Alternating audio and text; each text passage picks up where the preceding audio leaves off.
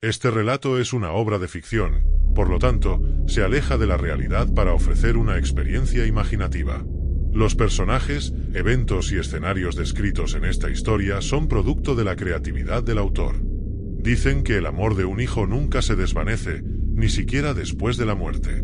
Pero cuando Lolo y Violeta perdieron a su pequeño, no esperaban que su alma se aferrara a algo tan inocente como un muñeco de trapo. Al principio, era solo un consuelo, hasta que las risas nocturnas comenzaron. Hasta que despertaron con cortes en la piel y la sombra de su hijo, descompuesta y oscura, se paseó por la casa.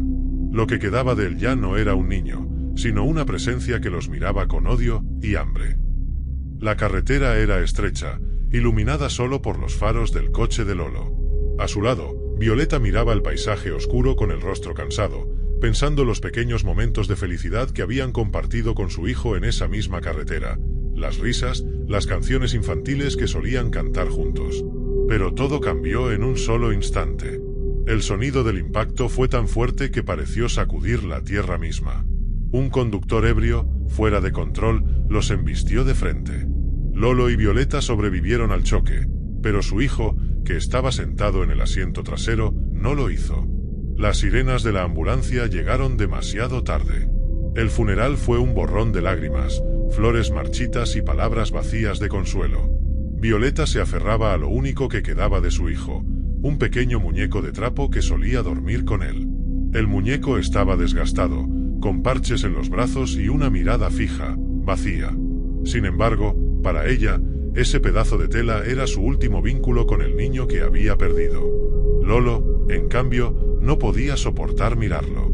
Algo en esos ojos bordados le incomodaba profundamente, aunque no sabía decir por qué. Las noches siguientes fueron un infierno silencioso. Lolo se sentía ahogado por la culpa, incapaz de proteger a su familia. Y Violeta, a su manera, buscaba consuelo abrazando el muñeco, como si de alguna manera su hijo aún estuviera con ellos, aunque solo fuera en espíritu. Los primeros días pasaron entre el dolor y la negación, pero pronto algo más inquietante comenzó a manifestarse en su hogar. Violeta solía despertar en mitad de la noche con la sensación de que alguien la observaba. Al principio pensó que era el dolor y la tristeza jugándole una mala pasada, pero las sensaciones se hicieron más frecuentes y difíciles de ignorar. Una tarde, mientras ordenaba la habitación de su hijo, escuchó una risa infantil. Se detuvo en seco. El sonido provenía del pasillo. Corrió hacia allí, pero no encontró a nadie. El pasillo estaba vacío, y el eco de la risa se desvaneció en el silencio. Intentó convencerse de que solo estaba imaginando cosas, pero cuando regresó a la habitación, encontró el muñeco de trapo en el suelo. Lo había dejado en el estante junto a los demás juguetes, pero ahora estaba a sus pies, como si se hubiera caído solo. No dijo nada a Lolo. Sabía que él ya estaba al borde del colapso y no quería añadir más peso a sus hombros. Pero esa noche, mientras dormían, ambos fueron despertados por un ruido sordo en la sala. Lolo bajó las escaleras y encontró el muñeco en medio del suelo, en una posición que parecía imposible para un simple trozo de tela. Su incomodidad creció, pero decidió no mencionarlo a Violeta. Una semana después, ocurrió el primer incidente físico. Lolo se despertó sobresaltado por un dolor agudo en el brazo. Al encender la luz, vio un corte fresco que se extendía desde su muñeca hasta el codo. No era profundo, pero sangraba. Violeta, asustada, le preguntó qué había pasado. Lolo no tenía respuesta. «Debo haberme rascado en la cama», murmuró, aunque en el fondo sabía que eso no explicaba la longitud ni la precisión del corte. Los días siguientes fueron aún más desconcertantes. Violeta comenzó a tener pesadillas en las que su hijo aparecía, pero no como lo recordaba.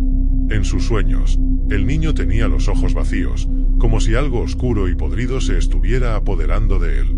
Su rostro, antes angelical, ahora estaba descompuesto, como si la muerte lo estuviera consumiendo lentamente. Cada vez que se despertaba de esas pesadillas, el muñeco estaba más cerca de la cama, como si se hubiera movido solo durante la noche. Las heridas de Lolo se hicieron más frecuentes.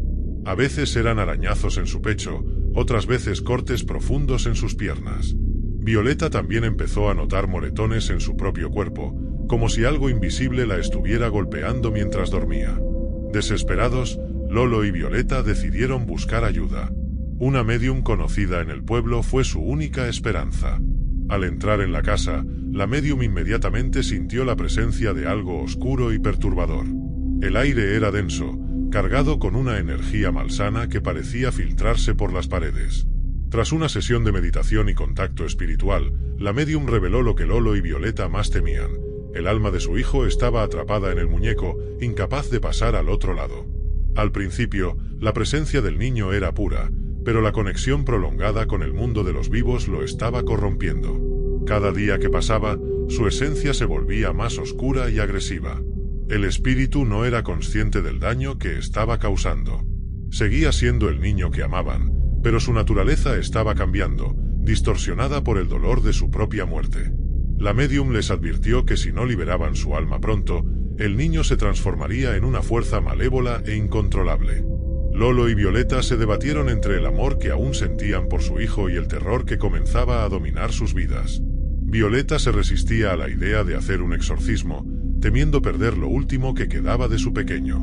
Lolo, por su parte, entendía que la situación ya no podía continuar.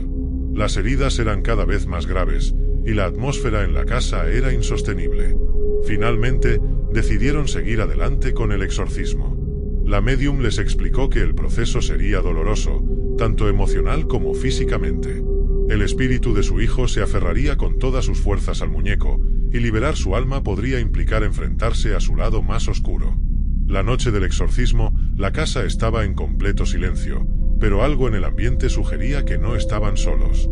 Colocaron el muñeco en el centro de la sala, rodeado de velas negras, como había indicado la médium. El aire se tornó frío, y la habitación pareció oscurecerse, como si la luz de las velas fuera tragada por una sombra invisible. La médium comenzó a recitar los cánticos, mientras Violeta y Lolo observaban con el corazón en un puño. Al principio, no ocurrió nada, pero a medida que los cánticos se intensificaban, el muñeco comenzó a moverse, como si algo dentro de él intentara escapar. Las puertas de la casa se cerraron de golpe y las ventanas comenzaron a vibrar, como si una tormenta invisible estuviera a punto de desatarse. De repente, una fuerza invisible empujó a Lolo contra la pared, dejándole un corte profundo en el pecho. Gritó de dolor, pero la médium le advirtió que no podían detenerse. «El alma está resistiendo», dijo entre dientes. «Si paramos ahora, no habrá vuelta atrás».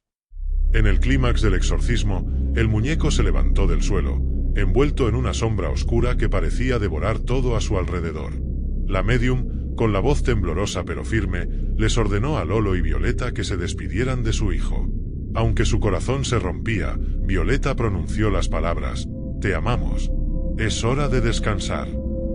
Una risa distorsionada llenó la habitación, y la voz que escucharon no era la de su hijo, sino algo mucho más oscuro y maligno. Pero con el último esfuerzo de la médium, la sombra se disolvió en el aire, y el muñeco cayó al suelo, inerte. Violeta se derrumbó, incapaz de contener las lágrimas. Sabía que su hijo, o lo que quedaba de él, finalmente había sido liberado. Pero el vacío que dejó era aún más profundo. Días después, Lolo y Violeta enterraron el muñeco junto a los restos de su hijo, con la esperanza de que ambos finalmente encontraran la paz. Aunque la casa estaba ahora en silencio, las cicatrices físicas y emocionales permanecían. Y en las noches más oscuras, cuando el viento golpea las ventanas, Violeta aún cree escuchar la risa suave de su hijo, perdida en la distancia. Si te ha gustado la historia, no te olvides de suscribirte y darle a me gusta. Que tengas una buena noche, sueñes con los ángeles y no te olvides de rezar.